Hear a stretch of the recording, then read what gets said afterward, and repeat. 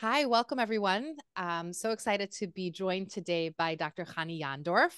Chani is a local here in Philadelphia. Thank you so much for being willing to join me today on the podcast.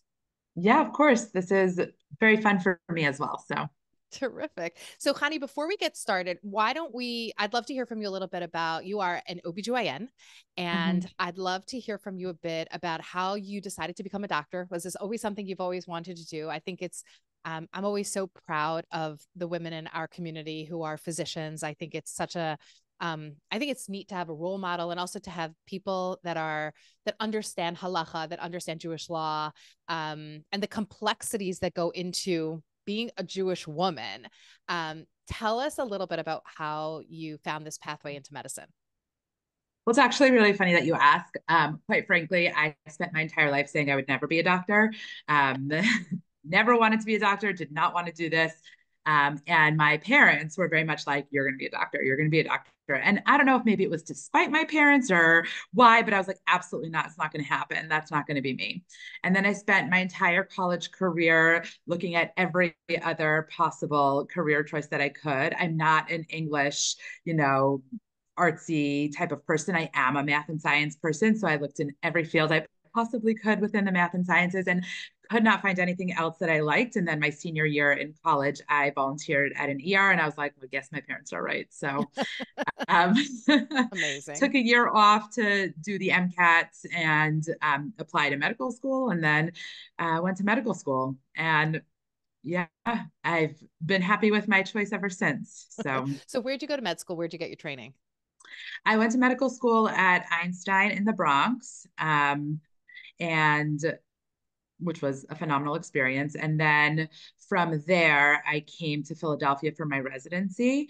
Um, that was, you know, more of a family choice. I got married the year before I started medical school and then had children in medical school. Um, and so starting an OBGYN residency, I knew I was going to need help with my children. And so I reached out to my parents and my husband's parents, and I said, which one of you want to raise two lovely grandsons? And, you know, my husband's parents were empty nesters. My mom still had young kids at home. So we came to Philly. And so I did my residency here in Philadelphia at Einstein Medical Center, Philadelphia, which is funny, not related to Einstein Medical School in the Bronx, two totally separate entities. And then after I finished my residency, I was also a little bit limited when it came to job searching because my husband was applying for his residency and I didn't know what city I was going to end up in. When he matched in Philadelphia, my boss, where I did residency, said, you know, we'd really love for you to stay. And so I did. So you're here. Yeah. I think I really appreciate that you also just comment on the fact that in order to do this kind of work and in order to do this kind of training, you needed help. And I think that sometimes people, see these young couples, kind of navigating their way through pregnancies and families, and especially as a religious couple, to see you acknowledge that it is hard to do it independently, almost impossible. Impossible. Yeah. Yeah. It's impossible. I had a choice. I could either get a live-in who would raise my children, or I could find family who was available. And quite frankly, I thought it was more important for my kids to say Shema every night with their grandparents than, to have a lady from Jamaica, singing them whatever song she does. So, but that was I'm lucky that I have that support, right? Not everybody does. I'm very, very blessed that I have wonderful in-laws who are empty nesters and we're happy to do it. It is great to have a wonderful live-in who can do that for you as well. And there's nothing wrong with that. It's just I had opportunity not to do that. And so that's where I went. But Yeah. yes, it is impossible to do without help. Right. Impossible. It's funny because I know you and I had talked about what we're going to talk about on this podcast. And now that we're having this mini conversation, I'm like, wow, I wish that we had the whole conversation just about what it means to be an Orthodox, an Orthodox Jewish professional, kind of navigating, creating family and having family. But maybe we'll just save that one for another conversation because I think it's a good one to have. I think it's a good one to have. I have so many feelings coming up about the balance and navigating that. But wow. And talk about maternal health and the expectations and responsibilities. Woo, okay, put that on pause. So I can go on for hours about that. So I have no doubt, and I would love to have that conversation with you as well. As I think it's fascinating and also it has to be more raw than it is in the general public in terms of like what it really means to choose these kinds of professions and the responsibilities that go along with it. Okay. In terms of our conversation today, I was thinking that one of the things that many people are kind of caught off guard with in terms of pregnancy is when things don't go according to plan. Nobody tells us when you get pregnant, oh, by the way, these are all the things that can go wrong. And just be prepared in case these things happen. And obviously we don't do that because there's really no potential value in it. And especially for people who are particularly anxious, it could really throw people off a cliff. Right. And create this rabbit hole of overwhelm by all the things that can go wrong. I'm wondering, as to begin our conversation, as a doctor, when you see a newly pregnant person, does your mind run in that direction first, like to all the things that could go wrong, or you just kind of assume everything's going to go right until there's a problem? Where does your mindset go when you meet somebody newly pregnant? Okay, so first and foremost, I never, ever, ever make the assumption that everything's going to go right. The wonderful thing about OBGYN is that for the most part, things are amazing, right? I'm meeting somebody in the happiest moment of their lives as they, traverse something super exciting and start their family. And for the most part, things are fine. Women who are starting a family are young and healthy, and their bodies are capable of handling all of the changes that go along with pregnancy, and for the most part things go well. The hard part about my field is that when things don't go well, it's pretty traumatic and pretty drastic. And so I don't start every meeting looking at a patient and saying, you're going to have X, Y, and Z. That's not really how I see patients, but it's always in the back of my mind of like, there's always possibilities for things going wrong. And whether they're very, very bad that happen, things that are very bad that happen, or even things that are just minor that happen, when a pregnancy is not 100% perfect, that's when patients really do get anxious, right? Because everybody thinks I'm pregnant. The minute they have that positive pregnancy test, they're already envisioning their kid going off to Harvard. And I hate to say Harvard now because Harvard's not a great place these days, but you're already envisioning that, perfect child who's going to do amazing things in this world. And it's not always how it goes. And so I don't necessarily view people as the bad that will happen, but I always walk with caution and, navigate visits that way, I guess. What are some of like the risk factors that you would be, when you have a new patient as a doctor, what are some of the risk factors that you're looking at that you would identify potentially in your mind or on your charts about like, these are some risk factors that may elevate the concern that I have about this person and about their pregnancy? Yeah, so that's also a funny question because some of the risk factors are there and they're things you can't control, Sure. which is why I hate to say that because I don't want people to be afraid to be pregnant. Even people who have risk factors can get through a pregnancy in good health with a healthy baby. But you know, pregnancy is a huge toll on a body. It does. Your entire physiologic workings changes, and all of your body parts need to be able to accommodate all of those changes. And so when there are things that are a little bit off at the baseline, it does lead to potential for more dangerous pregnancies or more risky pregnancies. So, if you're a little bit older when you get pregnant, like over the age of 35, if you have underlying conditions like high blood pressure or diabetes or thyroid disease or obesity or history of multiple surgeries, like IBD, like Crohn's, ulcerative colitis, whatever that might come with in surgical things. If you've had prior pregnancies that didn't go perfectly. You've had prior preterm deliveries, you've had prior C-sections, you've had, all depends on like what your life is like. But, if any of those things kind of deviate from the norm, you do have a higher risk of there being, concerns with the pregnancy. Right. And I think that's a way that we should always look at risk factors of like, it changes the way potentially the trajectory, but doesn't mean you can't do it. Just means that we need to have a little bit of kind of extra eyes on you throughout the pregnancy, etc. Yes. In your experience, what is one of the most common complications of pregnancy itself? Oh, that's a hard Okay, question. top three. How about that? Top three. Is there a top three? Gestational diabetes, preeclampsia, preterm delivery. Okay. Let's go with that. Okay. All right, go. All right. So let's talk about the gestational diabetes, because I think that's one of the things that I think feels a little bit confusing, because somebody who doesn't necessarily have diabetes before doesn't necessarily even have significant risk factors for diabetes. We have people that are, very low weight, healthy eaters who Yeah. are developing diabetes. What do we understand about gestational diabetes? How is this happening? So gestational diabetes is a fascinating thing that happens. And you're exactly right. There are certain people who have risk factors for it, and that's true. But many people without risk factors develop it. And it's because having diabetes of pregnancy is really unrelated to your baseline health. The placenta, which is the organ that feeds the baby, gives the baby nutrients, gives the baby oxygen, helps the baby get what it needs. The placenta makes a hormone called HPL, human placental lactogen, and that hormone leads a woman's body to have insulin resistance. And because of that, some women will develop diabetes, primarily because that hormone that the placenta is making will lead your body to being resistant to insulin. And it's all done really for the baby's health, because if you make a lot of insulin, then you're kind of getting rid of your sugar, and then that sugar doesn't get to the baby, and then the baby doesn't grow well, right? So it's there for a reason.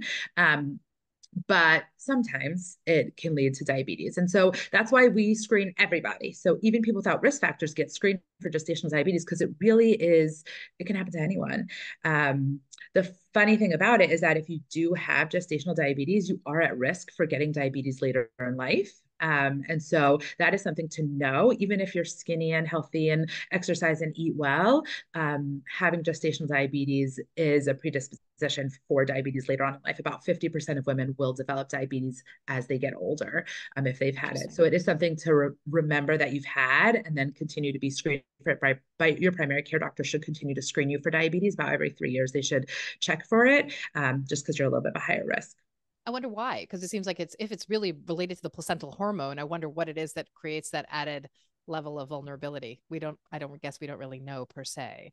Yeah, I'm not necessarily sure, but I would imagine that if your body is prone to being insulin resistant to an extreme, then that will happen as you age as well. Because many of these women, the gestational diabetes resolves, right, Yes. after the pregnancy. How quickly, by the Yes. way, do they typically return to normal?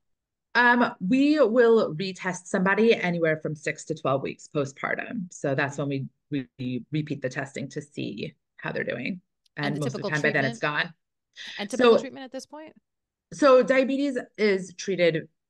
The first thing that you have to do when you get diagnosed with gestational diabetes is you meet with a high risk doctor, you meet with a nutritionist, and you talk about diet. The first thing we always love to do is be able to control this with diet. It's hard.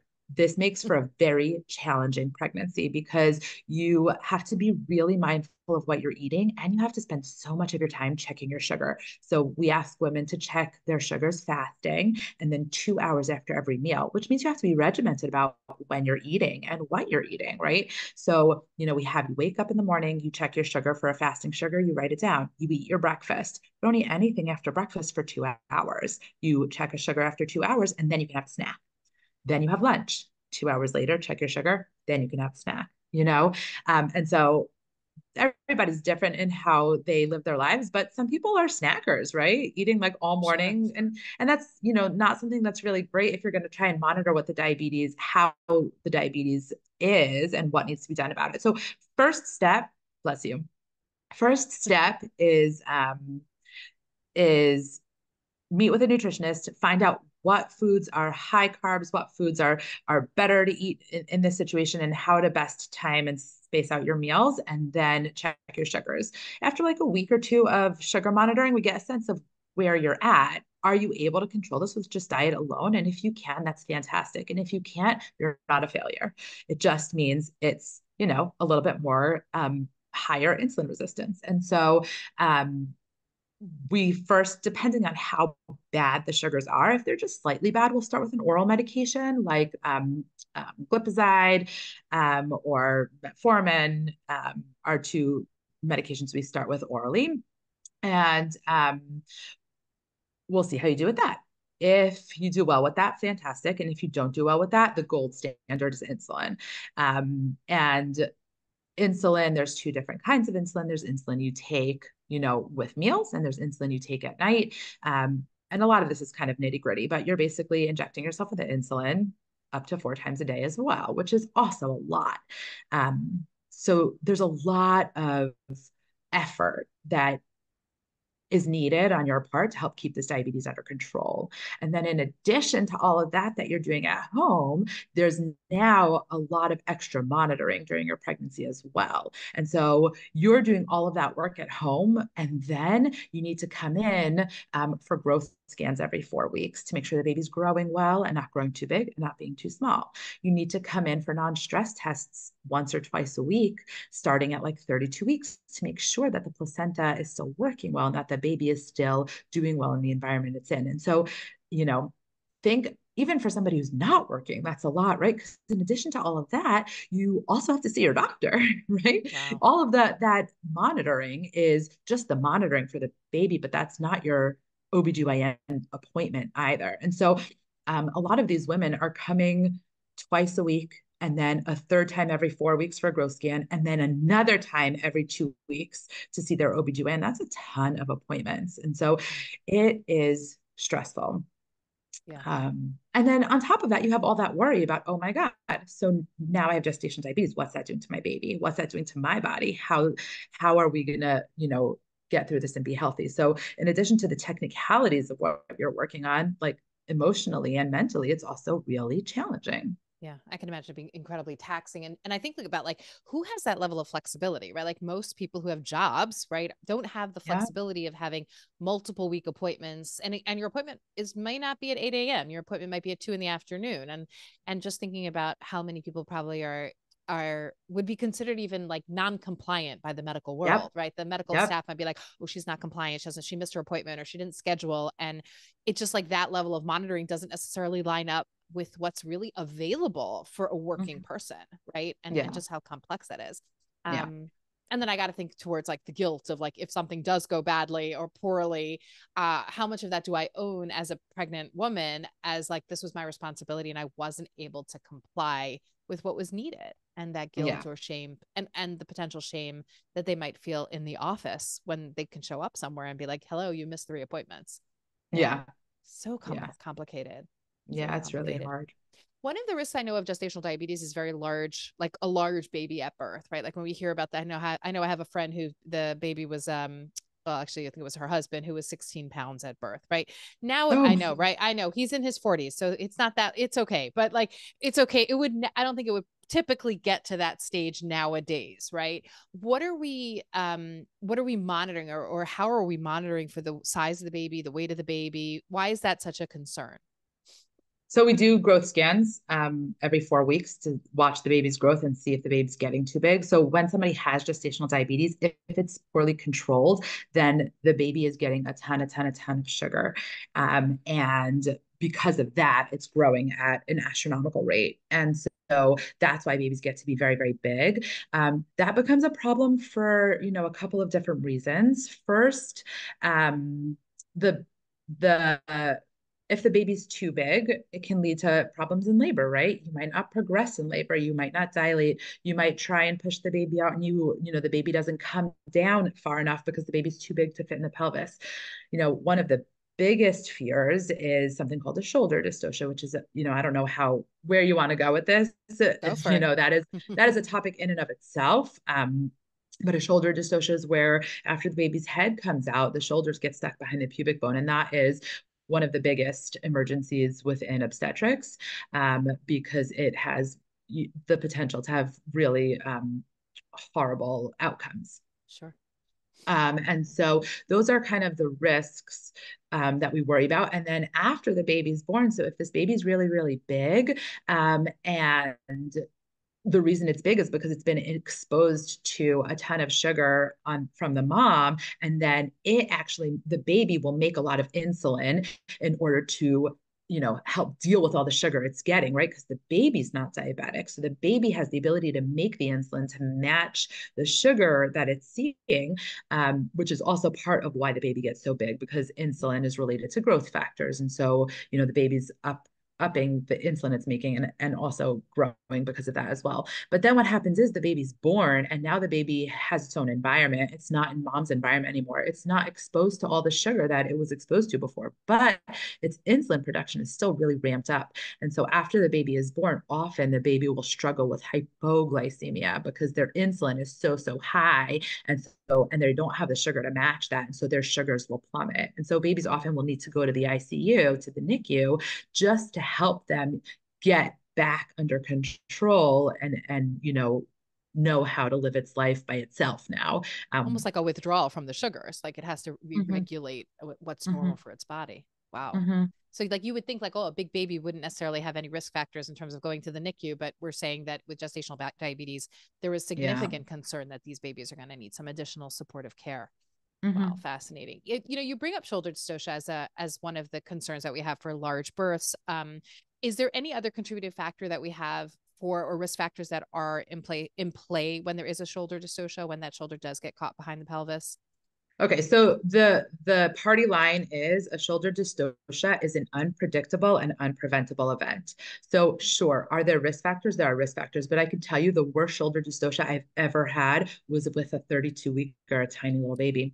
And wow. That was the worst shoulder dystocia I've ever had. And so sure, big babies are a risk factor, but it's not always the case, right? Not every big baby's going to get stuck. And, even the smaller babies that get stuck can be pretty challenging. So it really, truly is unpredictable and unpreventable. What are some of the risk factors, though? That being said, there are still people who, when they come in labor, that's always going through our head. Is this person going to have a shoulder dystocia? Are we prepared in the room for it, just in case? And so some of those risk factors are gestational diabetes, or pre-gestational diabetes, meaning diabetic prior to the pregnancy. A woman who is obese does have a higher risk for shoulder dystocia.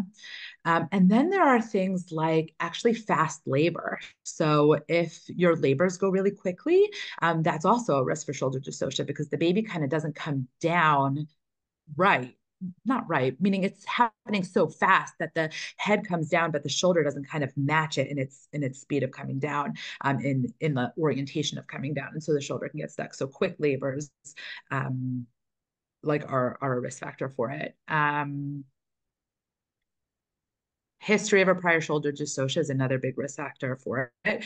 And actually, somebody who's had a prior shoulder dystocia, we will often offer them a C-section for their future deliveries. It's not necessary, because just because you had one doesn't mean you're going to have another, but you are at higher risk for it. And so if you'd like to deliver by C-section, we do offer that as an option. And what is the treatment? Like, it sounds like you're kind of, when you're stuck and it's happening, but the baby's head is not all the way down, you may have more options. But what are the options? Like, what happens in those moments when you say that we are prepared for it? What does that actually look like? So there's a bunch of different maneuvers that we can do to help relieve the shoulder dystocia, or get the shoulder to come out from behind that pubic bone. And what it means, some of the maneuvers that we do, one is, called McRoberts position, where we have the woman pull their legs really, really, really far back, or we actually help pull her legs really far back, because that helps open up the pelvis a little bit and make more space. There's something called suprapubic pressure, where we kind of push from on top of the mom's belly, like right above the pubic bone. We push the baby's shoulder to the side in the hope that we dislodge it. And so in order for that to happen, we want to have a stool in the room so that we can get up high above the mom and really have a good vector to dislodge that shoulder. There are different maneuvers that we do where it actually really is a very traumatic birth, unfortunately, because it happens in split seconds, and the mom has no idea what's going on, the dad has no idea what's going on, and we're doing things that are severely painful for moms, and they don't even know what's happening. And so it really is a very traumatic delivery. One of the most successful maneuvers at relieving the shoulder dystocia is to deliver the posterior arm of the baby. And so, the top shoulder is what's stuck under the pubic bone. And so we kind of put our hand inside and we go all the way in and reach for that baby's bottom arm, the one that's kind of facing her bottom, and pull that arm out. And then by doing that, we kind of decrease how much needs to come out between that. And we can kind of manipulate the shoulder out. We can twist the baby around. It's, a lot of different maneuvers of that nature is what we do in order to get a shoulder dystocia out. The problem is like to break that they actually have to break the shoulder. So we sometimes will have to break the humerus of the baby and sometimes the clavicle of the baby. I hate doing that. I usually make that one of my last things that I do. But I always tell moms if I do that, I'm like, listen, arms heal, clavicles heal. They do. They really heal very nicely. And often without any intervention, it's usually just a sling for the baby. And so, your baby's alive and your baby's okay, and an arm will heal. It's still traumatic. Sure. Nobody wants that. But if we have to, we have to. Could you express a little bit about what it's like for you as a physician? You're in this space, obviously, to make sure baby comes out safe and whole and healthy. What is that like for you as a doctor to have to break a bone? I imagine that's not a comfortable or confident place to be as a person. It's not a comfortable place to be. I'll tell you, the adrenaline kicks in, right? Okay. So you, as a doctor, when you're dealing with this, you know that you have very limited time to get that baby out. And so you do what you can, and then you just do what you have to, right? Because I would so much rather give a mom a baby who does not have brain damage, right? So what happens, right? If the baby doesn't come out quick enough, so what happens is that there's a lot of different potential complications, but the head is out and the body is in, and the baby's not really getting enough oxygenation that way. And so it's usually about 4 minutes is when we start to see the potential for brain damage with the baby. It's called anoxic brain injury. The baby didn't get enough oxygen, and so the brain got injured because of that. And so that's where you have, problems with like cerebral palsy, or, children who, like, again, have disabilities, significant disabilities. Right. And so my goal is hopefully to prevent that from happening. And then, if it's even longer than that, the baby really could die if it takes too long. Some of the more common injuries that can happen, which are less severe or significant in the long run, but are more common, is that what happens if the head is out and the shoulder is stuck behind the pubic bone, so the nerves in the neck get really stretched, and that can lead to nerve damage in the baby's arm and hand. And so there's different palsies that a baby can have where their arm is bent like sideways, and that's how it stays, or like they have a claw hand. Like there's this different nerve palsies that can happen. If that does happen, 90% of them will get better with some physical therapy. There are 10% that stay that way. But just because the arm automatically will revert to this direction doesn't mean it's not a functional arm.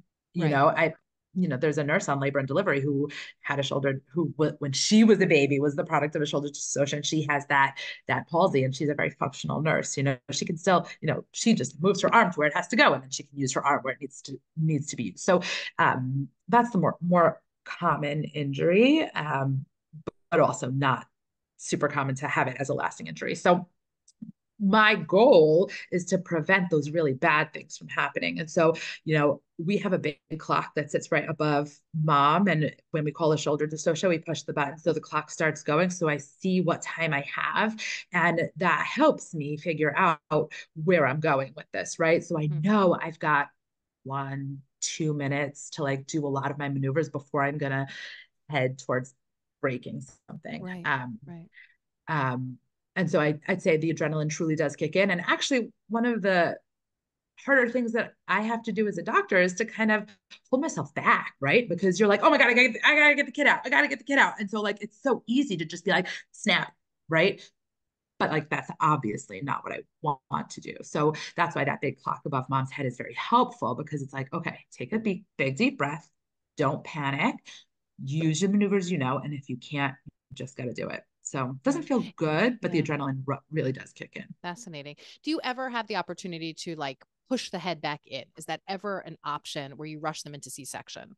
So it's called a Zavanelli maneuver, and it is a maneuver I hope never to have to do in my life.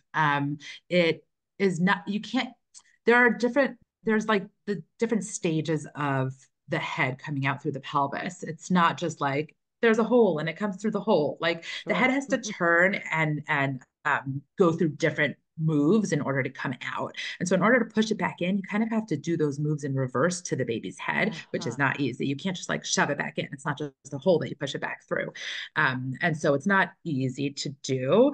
And most of the time, it does not end in a good outcome Hmm. at all. So if you're at the point of needing to do a Zavanelli, it's unlikely that you're going to have a healthy baby. Hmm. And so I'm curious, just for those people who don't understand the medical component of when you say the baby's head is on the outside, somebody might ask you, well, why can't you oxygenate the baby? Like, why can't you put a mask on the baby? Why can't you breathe for the baby? Tell us the mechanics of that, why that's not possible.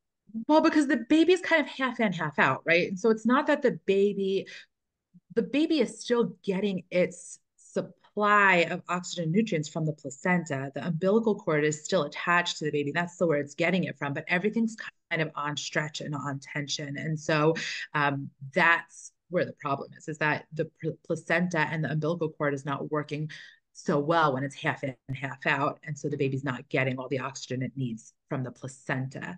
So I can put oxygen on the baby's head. It's not going to work so well because the baby hasn't yet figured out how to use its mouth and its lungs for oxygen yet. Mm-hmm. Mm-hmm. Just like not an option. Mm-hmm. When you have these scenarios, and like you said, there's really not much one can do to prevent them from happening, right? Not much one Yes. could do. When Yes. I just think about like the aftermath, one of the things I think about from a birth trauma perspective, clearly, like you said, this is a trauma. These are really, really scary births. I think often, I just want to acknowledge that very often the physician is very much focused on like, but you got the outcome. Like you just said, I need to get the outcome that I want, which is I need to help. My job is give you a healthy baby. And I think one of the things that we hear from women very, very frequently is like the outcome was good, and that sometimes feels like in the medical world, their emotional experience is minimized because the outcome was exactly what they wanted it to be. But like, aren't we all happy now because the baby survived, the baby's good? And from a medical perspective, that's logical. Like that makes complete sense.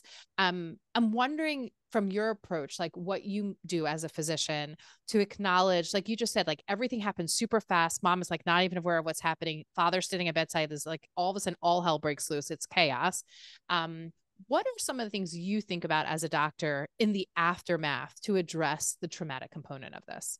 Yeah. And I think that this is something where, unfortunately, the medical field really fails at quite frequently. And it takes it takes an emotionally intelligent doctor to be able to help that woman get through this trauma. So, um, I well, first of all, it's all the trauma, but it's also like all of a sudden a billion people are running into your room, and there's like really, and the dad gets shoved to the side, and like everyone's freaking out, and so it is really traumatic. And so what I will do first, I don't do anything, right? I get the baby out, baby's out, baby's good. I fix mom. I pause before I fix mom. Mom is still sitting there, her legs are up, she's in whatever vulnerable state she's in, and I stop and I look at her in the eyes and I tell her, I'm like, are you okay? How are you doing? That was really, and I say, I'm like, that was really scary, and acknowledging that it was scary for her and scary for me, I think is really important. And so I look at her and I say, that was really scary. That was a lot. How are you doing? Let me tell you what. And I save my bigger conversation for afterwards, right? Because in that moment, number one, she's not comprehending it. She's not hearing it, she's not understanding it. And she's also like, my legs, to fix me, put me back together, and then talk to me. And Sure. so I'll stop right away and just say, that was scary. Are you okay? How are you doing? you know, and then I'll say, let me fix this tear, let me clean you up, let me deliver the placenta, and then I'd like to talk to you. And so after she's cleaned up and, bed's back together and she's all covered up, I then go back into the room, whether I've been there the whole time or go in and out or whatever, but I make sure that after she's all cleaned up, I go back into the room and I say, that was really scary. Let me explain to you what happened and let me hear what questions you have so I can help you get through that. So I don't think every doctor does that, which is unfortunate. But I think I think that when a doctor does that, it really goes miles in the patient's recovery from that trauma. And so Absolutely. Absolutely. um, Yeah. that's What what I that's mean, I what think I that's what and one of the try things to I do. hear the most is like, I have no idea what happened. Yeah. And really it's so interesting. They'll say like, I think I should get my birth records. Like I need to get the record of the birth so I can, and I'll say to them, like, can we start Talking with, can about, we go to the doctor and ask for a meeting and talk it through so you can hear it? Because yeah, that conversation never happened. The yeah, conversation was, oh, thank God that was scary and it's over, yeah, versus no. like, that was scary and let me explain to you what just happened. Yeah. And then I also will often say to them, be like, do you want to call somebody? Do you want somebody else on the phone to hear what's going on? Because um, mom can hear it and dad can hear it, but whether they internalize it and remember it after, let's say they've just been in labor for 36 hours, right? They haven't slept, they Mm, haven't eaten, they just went through this trauma. The chances of them, having a real understanding and memory of the conversation is not always great. true. We often, um, when they're on the postpartum floor, so postpartum day 1, postpartum day 2, we'll again talk to them. Hey, that was a really scary delivery that you had. The shoulder got stuck. Do you have any questions about it? Just the reality of the way that hospital runs, that's often not me because, I often go home. And so Sure. I'm hopeful that my colleagues pick up on that slack. I know that when I'm the person rounding, I do that. I think most of my colleagues do the same, Yeah. where when we go and see them postpartum day 1 or 2, we again reiterate what happened and again answer any questions. But in the moment, I often will speak to mom and dad, and I'll often say, before we get started about talking about this, do you want to call somebody? Do you want your mom on the phone? Do you want your sister on Right. the phone? Like, do you want Right. somebody else to hear this? Somebody else who hasn't just gone through a trauma to hear this so that they can help you internalize it later. Um, That makes so much Sometimes, sense. I mean, that's really a very trauma informed approach, understanding that the brain is like in shutdown mode. It's in trauma mode. It's on high alert. It's not absorbing the information that you're giving it. Were you trained like this, or is this something that you noticed some of your colleagues doing when you were originally in training? I mean, like you said, medical community is not really focusing on this piece when they're doing the training. Where did you come to this?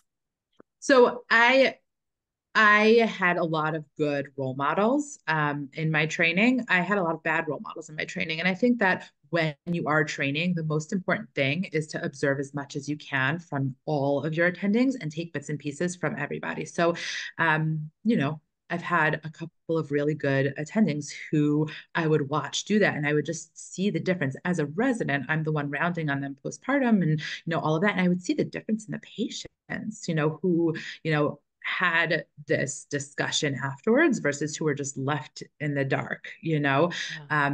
And I think that, that's kind of where I came to that from. And I also think that as an attending, having, seen patients postpartum, like 6 weeks postpartum, right? Because as a resident, I'm in the hospital for the most part. I see the patients day 1, day 2, and I don't really see them when they come out for their 6-week visit. But as an attending now, having my patients come back to me in their 6-week visit and hearing how, if they've had a traumatic delivery, how they felt about their traumatic delivery also helped me recognize the different approaches that needed to happen, whether Mhm. they were treated this way or not treated this way, and how they've healed from their delivery. Has helped reinforce in me and given me more tips about like what I need to do when I'm the person there. Wonderful. Wonderful. Yeah. And I think like, I think hearing a physician, give that more compassionate and acknowledgement, a compassionate acknowledgement. I think even just saying like that was difficult. What's interesting to me is I hear physicians say like, but it was traumatic for you, but it wasn't traumatic for me. I knew exactly what I was doing. And I think when you acknowledge that, actually, that was really scary. The validation as a patient in the bed is it's not just like her experience alone or the experience of her and her partner alone. It's the room acknowledges this was scary. And I think there's tremendous wisdom in that in terms of recovery.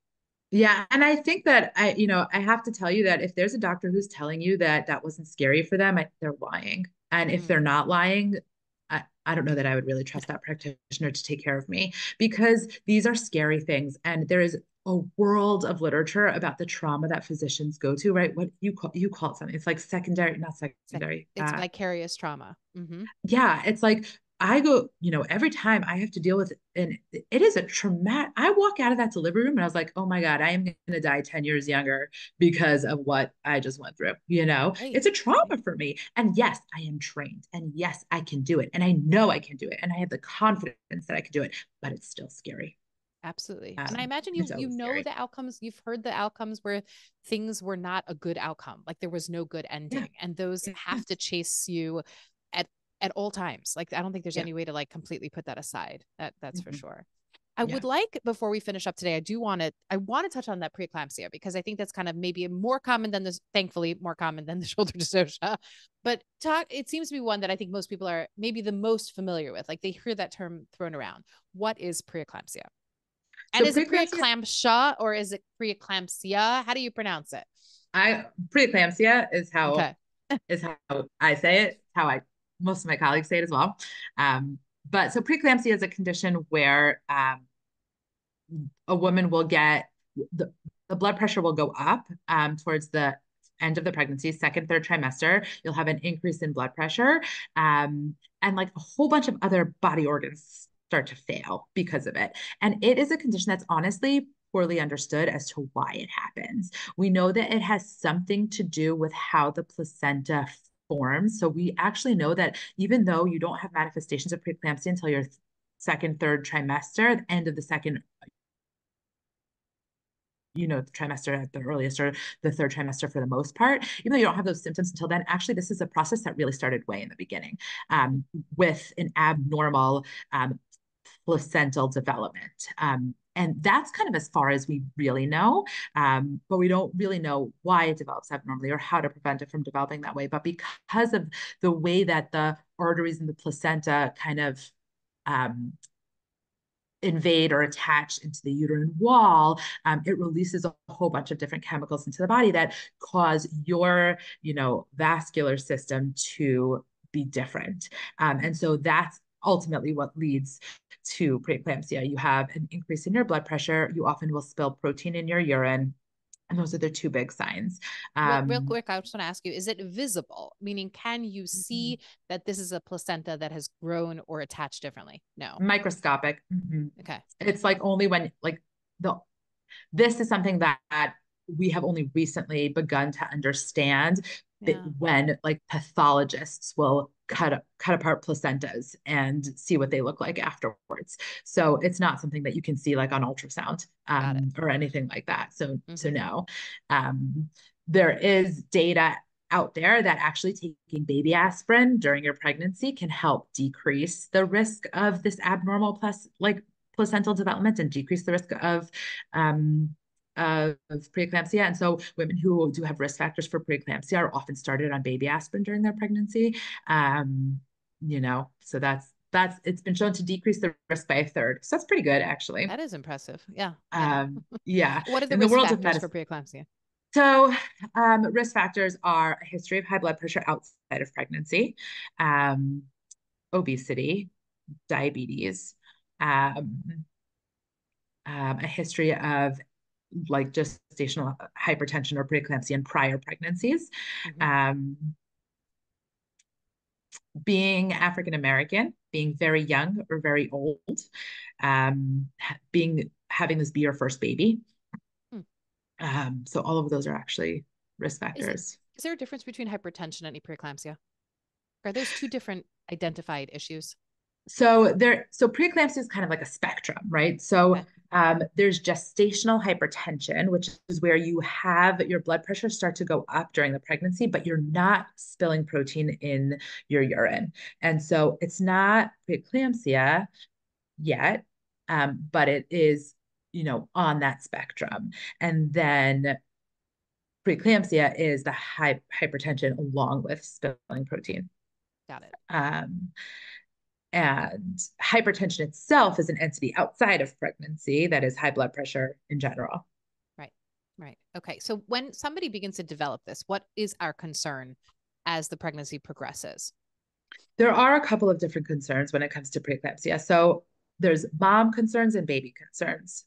Mom concerns is that preeclampsia can lead to eclampsia, and eclampsia is where you have a seizure because all of your vasculature is kind of leaky in preeclampsia, and that's kind of why you spill protein in your urine. That's, why people get really swollen, right? Preeclampsia, people get really swollen. It's because all of their blood vessels are so leaky that like all of the liquid is kind of spilling outside of their blood vessels into their it's called third spacing, into like all the other spaces, and they're getting very puffy. And so you can also have that in the brain, and that leads to seizures, and that obviously can be very dangerous. Also, if the blood pressure gets to be really, really high, it can lead to stroke. And so the two big risk factors for mom are seizure and stroke. And that's what we want to prevent from happening.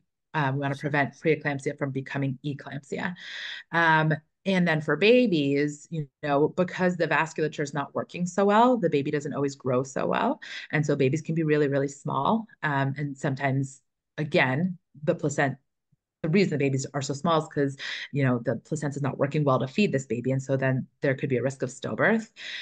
Also, because of the high blood pressure, sometimes there's a risk that the placenta can separate from the wall of the uterus called a placental abruption, which also can be devastating.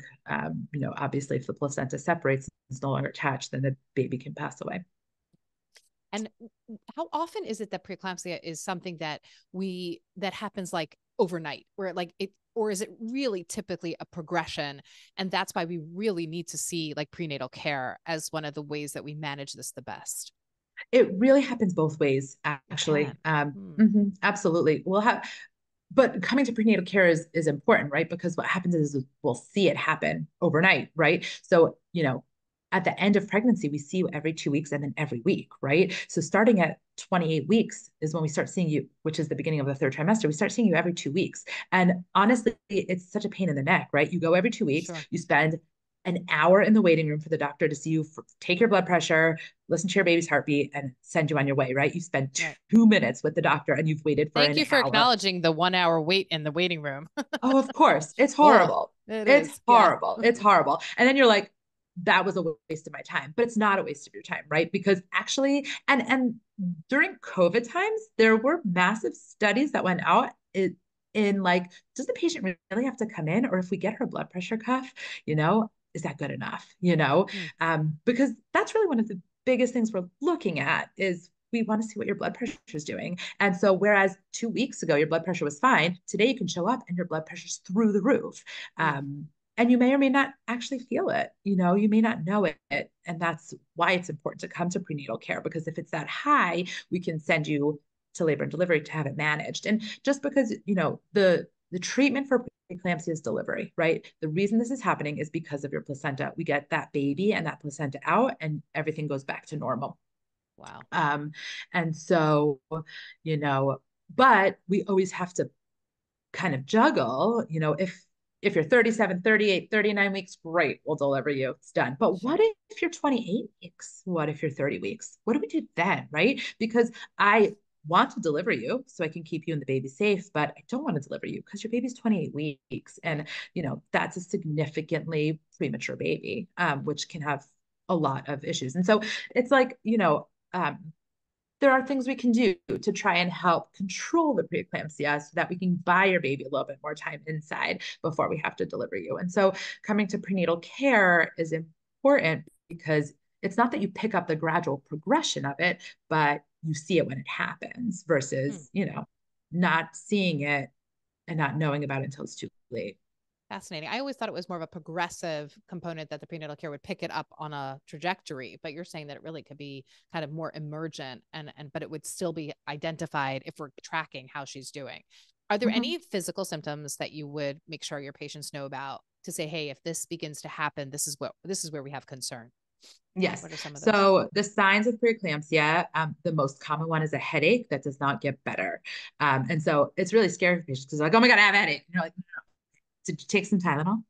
just take a little Tylenol, take a See how it nap. goes. Let me know how you feel, but it's the headache that doesn't go away, despite what you're doing to help make the headache go away. That's the biggest sign, or the biggest symptom that people have. A lot of other symptoms that go along with it is actually seeing spots in your vision. So all of a sudden you'll just see like stars and flashes of light in your vision. Then more uncommon signs are if you have like sudden nausea, vomiting, pain in the like upper right part of your belly, like where your liver is basically, because the liver tends to take a hit from preeclampsia, or also shortness of breath, and chest pain because the lungs will get flooded in preeclampsia because, like I said, preeclampsia is where your blood vessels are leaky. So fluid is leaking out everywhere, including into your lungs. And so you'll get like fluid in your lungs and you won't be able to breathe so well.